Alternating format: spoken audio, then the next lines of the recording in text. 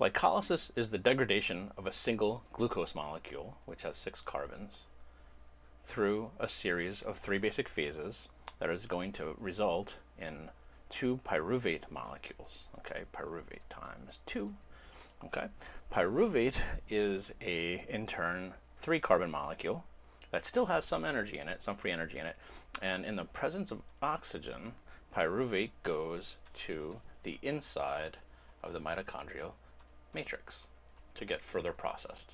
Okay, this video is about glycolysis, and so let's start at the beginning. And again, what we're doing here, this level of detail is what you need to know for a test in majors biology, just a general overview. Okay, so the first process that happens, the first phase, if you will, the first phase, okay, is basically an energy investment phase. Energy investment. Okay, energy, going to put in some energy. So we're going to take some ATP. 2 of them. Amount of energy we're going to need to start the ball rolling. This is the energy of activation. If you remember everything we talked about in class, we have, say, a marker standing on top of a table. We have to put a little bit of energy in to knock it over. Okay? Okay, so we're going to take glucose, we're going to phosphorylate it. So we've added 2 ATP. All right, and of course what that does is it releases 2 ADPs, the diphosphates.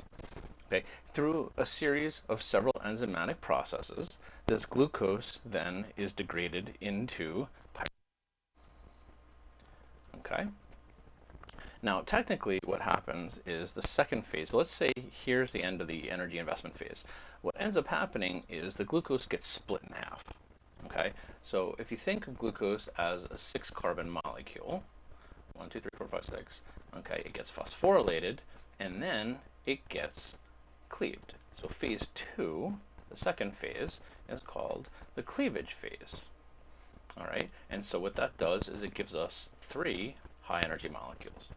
From this point, these 3 molecules are then oxidized. I'm sorry, these 2 3 carbon molecules are oxidized.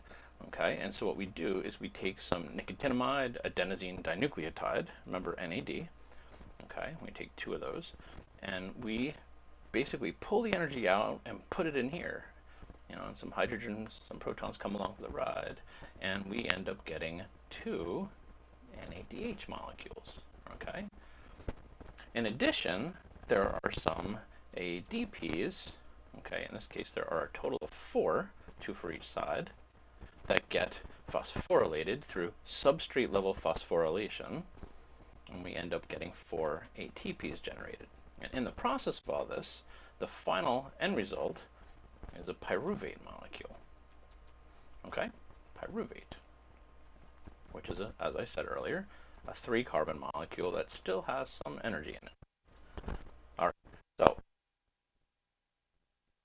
of glycolysis are pyruvate, 2 of them, okay, 2 net ATPs, right? And what do we mean by that? Well, remember, we had to put 2 in to begin with during that energy investment phase, all right?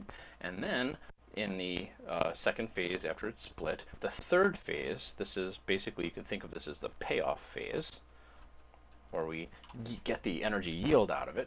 That's where we generate 4 ATP, right? And so if we got 4 ATP, but we use 2 ATP, we say we net 2 ATP, okay? So we get 2 pyruvates, we get 2 ATPs, and we get 2 NADH molecules, okay? From this point, the pyruvate's fate depends on whether or not there is oxygen or not. If there is oxygen, pyruvate, we're going to find, goes into the mitochondrial matrix, and we'll talk about that next. If it's not here, pyruvate is fermented. And what's that mean? Well, here, watch this. Let me see if I can do this.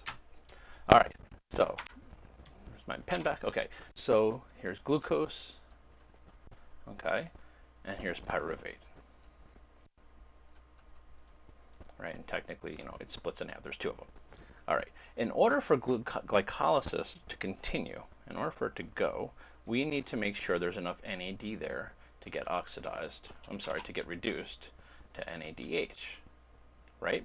If this isn't here, then the entire process stops up here, and the cell will not be able to continue undergoing glycolysis. And so what happens is, in the absence of oxygen, the NADH instead dumps its energy onto pyruvate. Why? Because then it allows it to recycle the NAD. And in the process, depending on the organism, and therefore which genes it has, and therefore which enzymes are available, we can go through various kinds of fermentation. There's only two kinds we're going to worry about.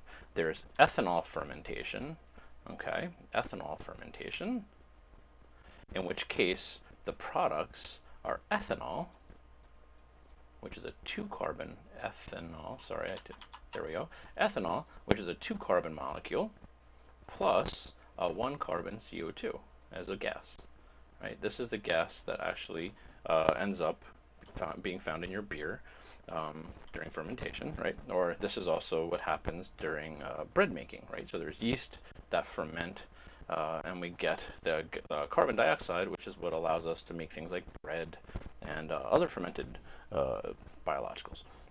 The alternative mechanism, which is what we do, is lactic acid fermentation. Okay, lactic acid fermentation gives us lactic acid as a product, which is a 3-carbon molecule. All right, so keep in mind all the carbons are accounted for in both of these situations. Okay, it's important to note fermentation does not generate any new energy. No new energy is stored anywhere. There's no additional ATPs, there's no additional NADHs. This is just a way to allow the cell to continue glycolysis. And so the key to fermentation is the regeneration of NAD. Okay, so that is a quick summary of glycolysis and fermentation. Okay, be sure to read the book and understand a little bit more of the details, but that should be enough for you to go on.